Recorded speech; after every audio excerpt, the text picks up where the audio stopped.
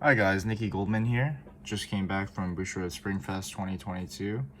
Just got first place in Premium with the boys. My team was Eric Choi and Brian Nguyen. We played Megacolony, Grand Blue, and Pale Moon. The Pale Moon being Nightmare Dolls. So yeah, that was my medal, and these are the promos I got. This was the top 8 one. The top 3 one.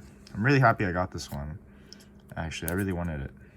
And the first place one, the Malkuth or whatever it's called. Yeah, very nice. So yeah, let's get on with the deck profile. I played Megacolony. For the main grade 3, you play this dragon. It lets you play an order from your drop for free.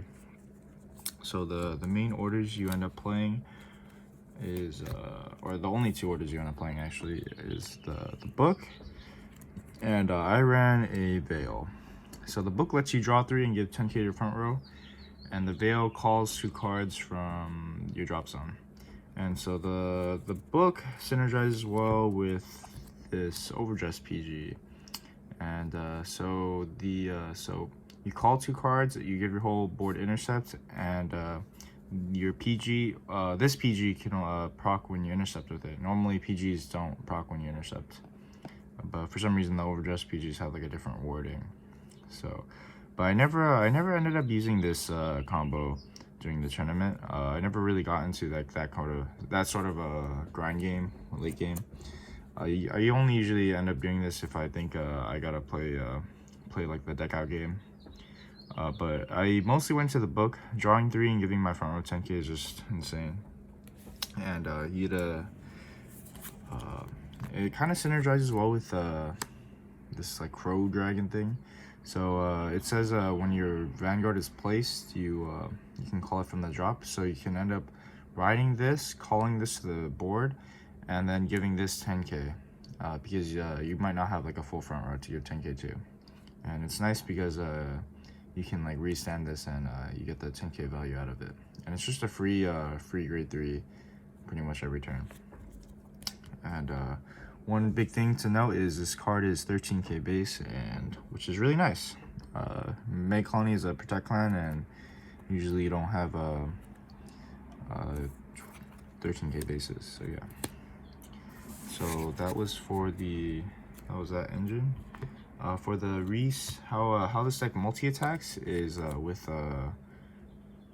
Gridora. So Gridora says when you attack with it, you can Soul Blast and call it grade 3. So the main grade 3s you're calling are these 2. And so they both say when they're placed, you restand another card. This one costs a Soul Blast, but it gives 10k.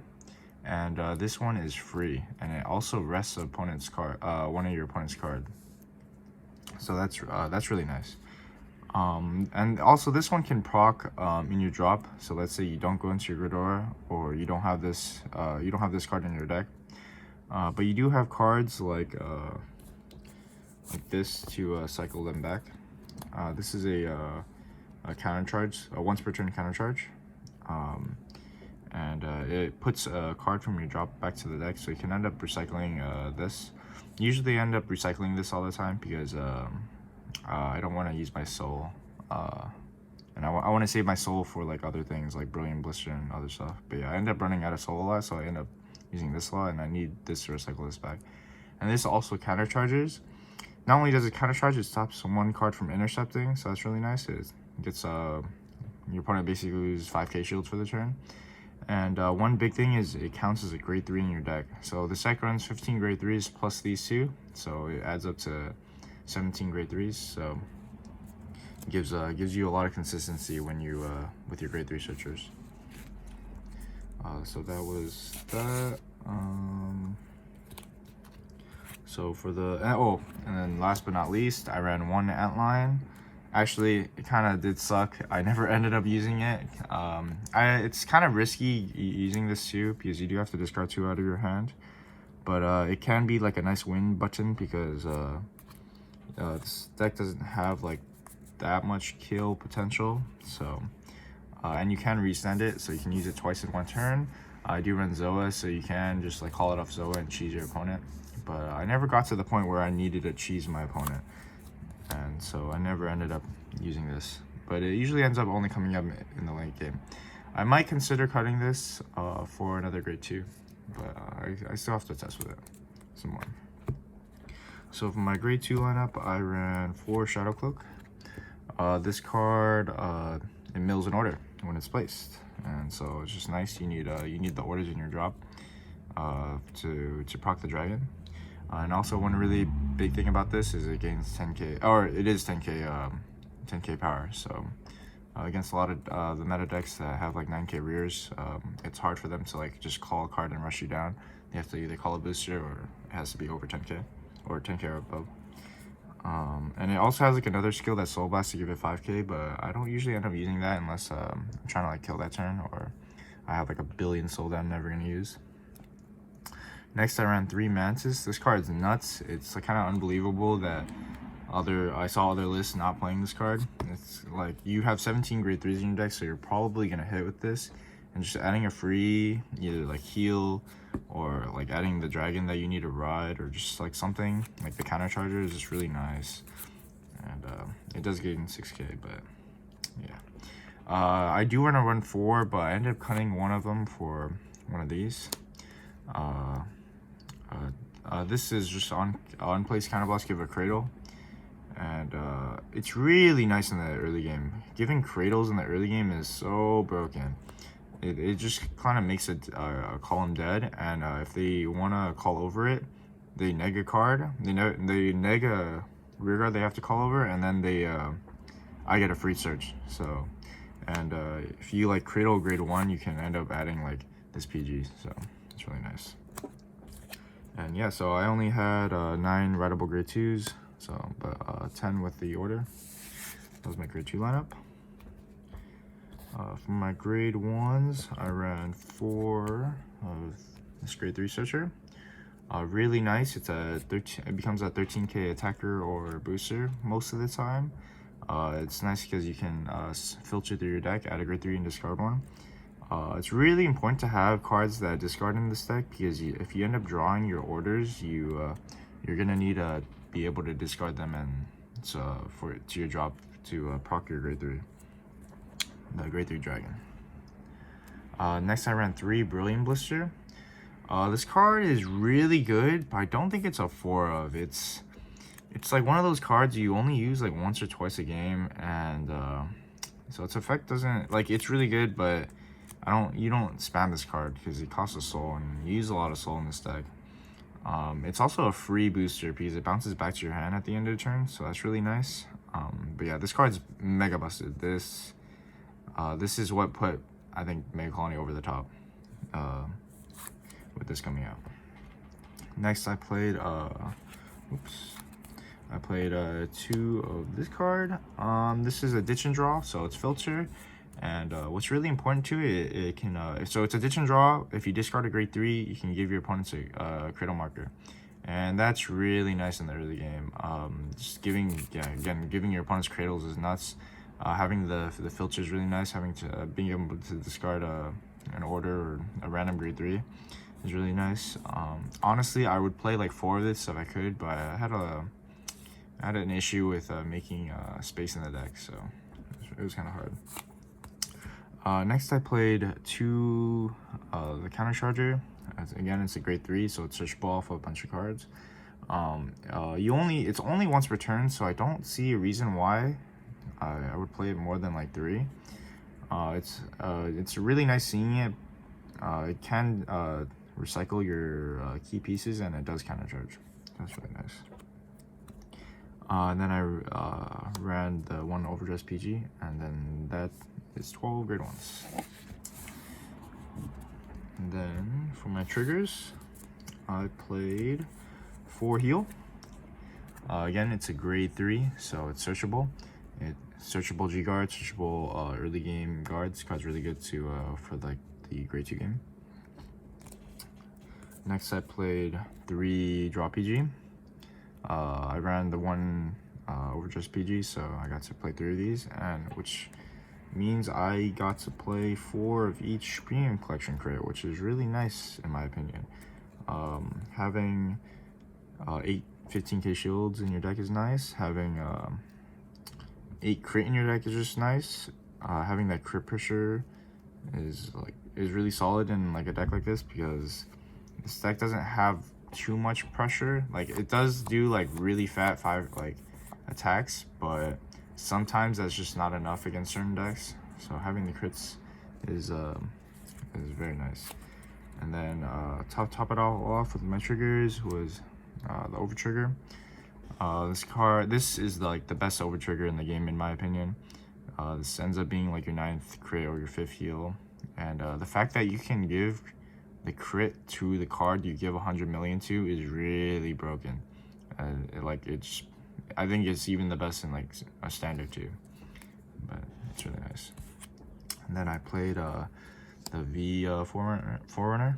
I don't think there's a G Forerunner would run, but yeah, having the quick shield is really nice. I actually went 2nd all day during the tournament. I don't know if that's a good thing or bad thing. Honestly, I kind of liked it because it forced my opponent to play the grade 2 game first, and that was nice. So I might have just been really lucky. I don't know. But I do not mind going first. So next I played 4 Gridora. Really insane card. It stuns your opponent's board. It makes them so they can't superior ride, they can't G-guard, and it calls a card, lets you multi-attack. 3 Optorandus.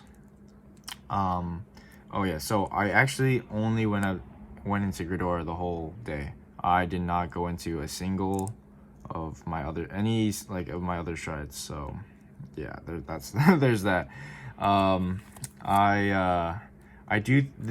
This card does come up in testing. Like if your opponent has like an empty board, and so you can end up spamming this, and when you have like the counter charger in the deck, this ends up being like only one CB a turn. The only bad thing is you can't multi-attack with this consistently, because you have to deal with damage for the scissors to proc in your drop. 1 Overwhelm. This was just like a random tech. It's like for Overlord, or if you need to draw a million cards. It does give power to your board, so that's nice. 1 Seabreeze.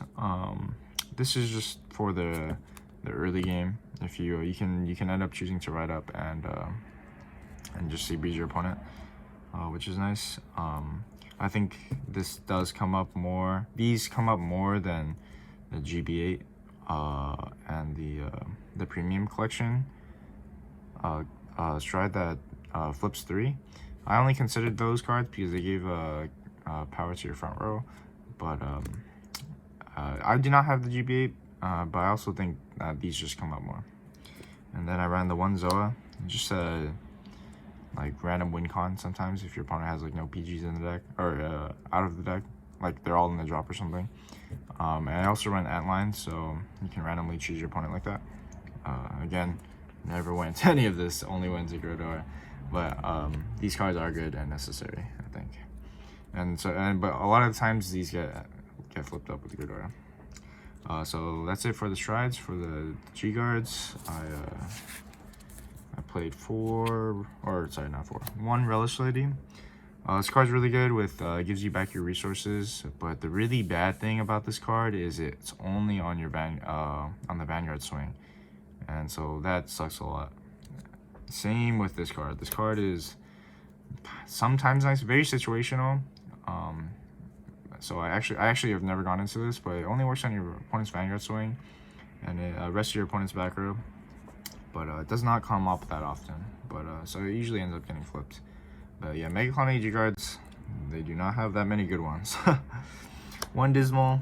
Honestly, I only played this because I ran the 1 Antlion. I never went into it. I don't think there's many cards in my on my board that I want to protect. So yeah, 1 Ractome. This card's really good actually. You run a lot of grade 3s and like 3 orders, so there's a lot of dead cards, no shield in your hand. So you end up needing this to like discard and filter. And then 2 of this card. It's good, just a free 10k shield, really nice. Or sorry, not 10k shield, it gains 10k shield, so it's a 25k shield. It's really nice. Usually they don't have more than 2 standing units, so yeah. And that's it for the deck profile. I just wanted to shout out to my my sponsor team, Strictly Broken.